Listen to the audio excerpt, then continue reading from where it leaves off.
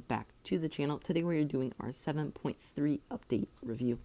Wargaming has just finished their stream of all the details about 7.3 that I have released at the moment. So we have some pictures here that I'm going to just go through and give you all the details I know about the tanks, which is a pretty good bit, and what I think about all the tanks and this update in general.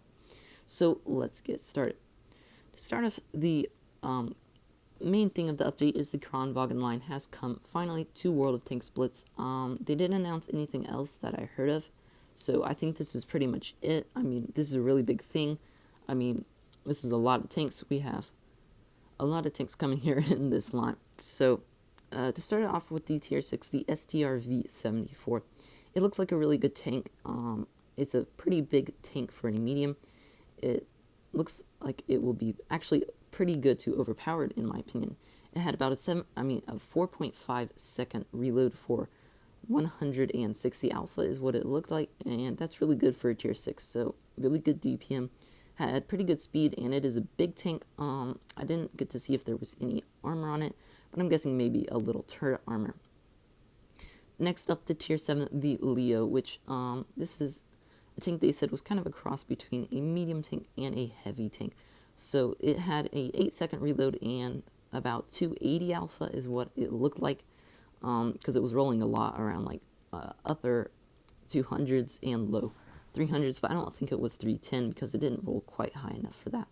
But that's my guess. It looked like a pretty good tank. It had speed was okay, it looked like, because they said it was a cross between a heavy and a medium. I'm guessing it has pretty good turret armor or hull armor. We'll have to see.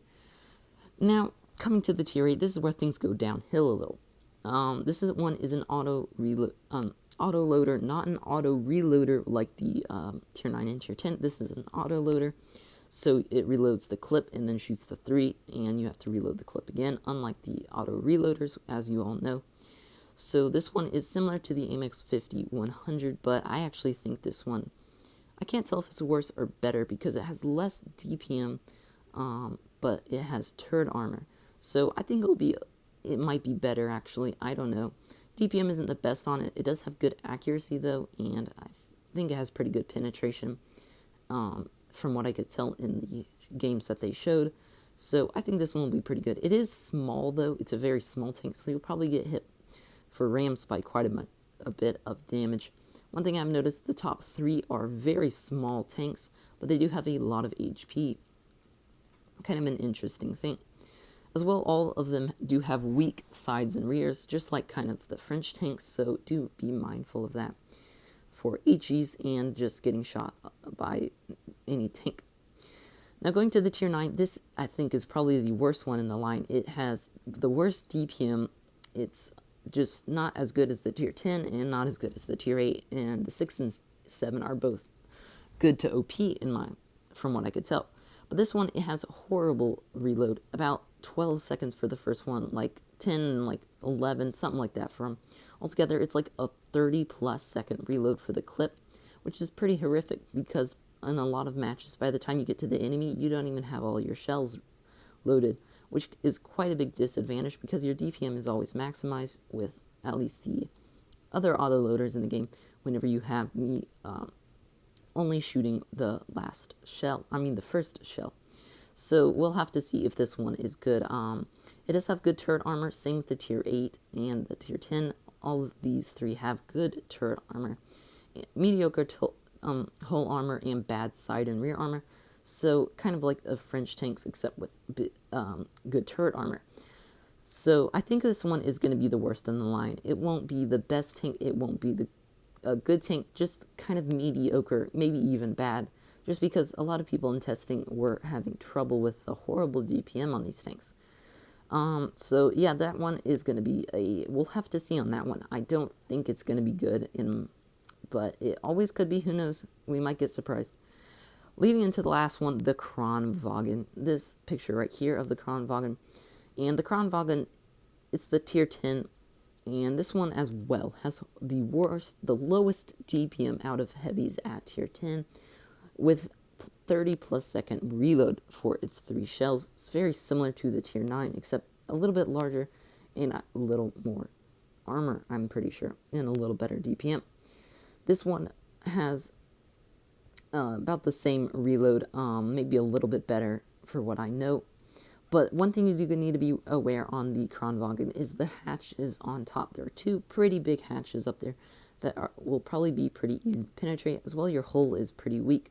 But in general, that turret is pretty strong. But what I had seen in the video live stream, Wargaming live stream, it could be pinned very easily by premium.